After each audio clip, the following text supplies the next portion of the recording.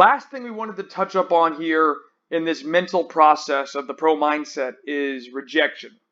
Why? A lot of players struggle when they hit the wall of being rejected. And what I mean by that is they'll collapse mentally. They can't understand or fathom that they've been rejected. Now, you need to understand that the process of trying to be a pro is extremely difficult. So hard.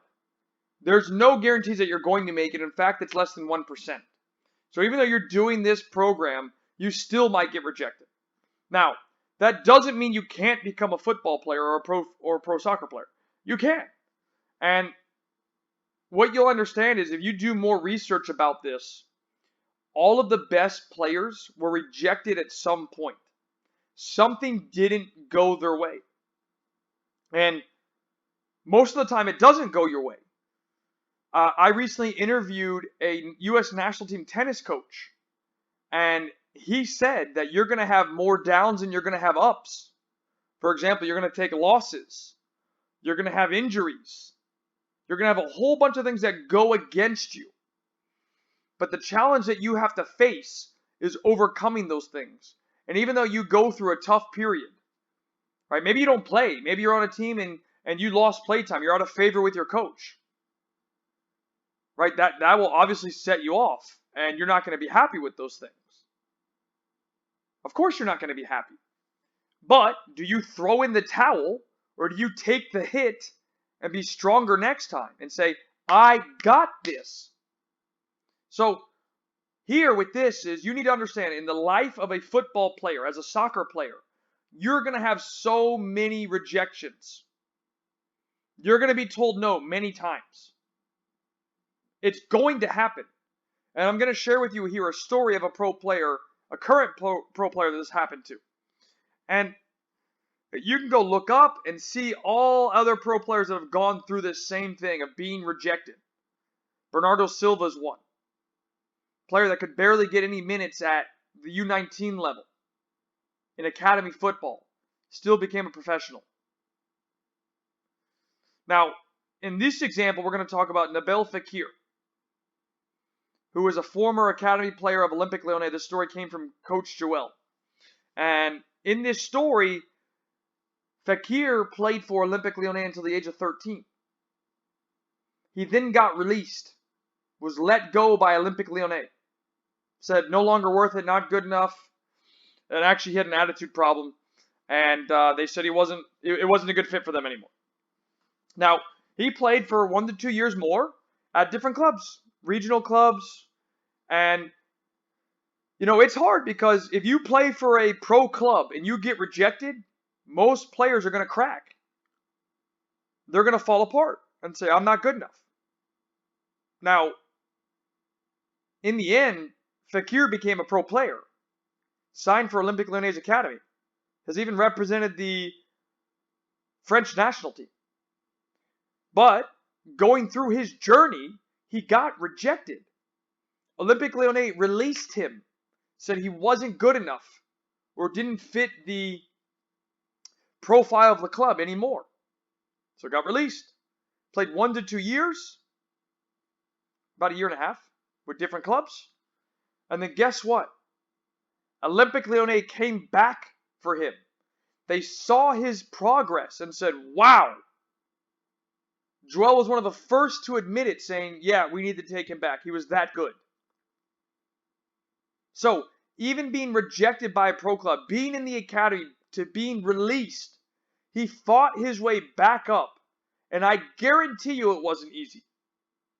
Fought his way back up, and Olympique Lyonnais re-signed him in the academy and eventually earned a first-team pro contract. I mean, talk about rejection. Being rejected and then still going back, kicking butt, and re-signing. But I guarantee you there was a time when he was going through that. Where he's like, man, I don't want to do this anymore. This isn't for me. But guess what? He fought through it. Now, maybe you've had moments of rejection. Part of the game, part of life. Not everybody's going to like you. Now, there are things you can do to try and, I don't want to say limit that, but try and cause less rejection than others or other things. And the best way to do that is always to give 100%. It might not be enough still, because if your goal is to be a pro player, remember, scouts and agents, they're looking for the top 1 to 2 players in that position. That's it. Anything else isn't good enough. So it's a grind, it's a fight, and you're going to have to go through it. To become a pro player, it's a mental battle. Are you ready for the game? What happens to you when you get rejected? Do you shut down and say, I don't want to do this anymore? You ever hear the story of Michael Jordan not making his high school team? We all know what happens next, right? One of the greatest, if not the greatest basketball player of all time. Couldn't make his high school team. Did he let that stop him? No. Not at all. Fought through it. Made something happen. Showed the world what he could do. Went on to be one of the best basketball players of all time. Now, the last thing, since I'm talking about Michael Jordan, and this is really important because I think this will help summarize how ruthless the elite professional level is, whether it's football, basketball, baseball, whatever it is. Right? In his documentary series, The Last Dance, he talks about how he used to try and break his teammates at practice by physically or verbally trying to break them down. His reasoning behind that was if they couldn't handle it during practice, they sure as well couldn't handle it during the game, and they weren't going to be useful to the team. And he gave examples of players that cracked, that couldn't handle it even at the elite level, and they had to be transferred. But one of the greatest athletes in sports talked about how hard he pushed his teammates because he wanted to win. So if we're talking about reaching the elite level, if you can't mentally perform and handle rejection as a young kid, you're not going to be able to handle the pro level, especially not the elite level. The world's best. Not going to happen. That's how mentally tough you have to be to survive this game. So hopefully that little rejection part gives you a good idea. And understand that if you get rejected, that's part of life. But you can fight through it.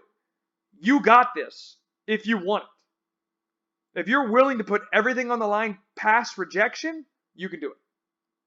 See you in the next video.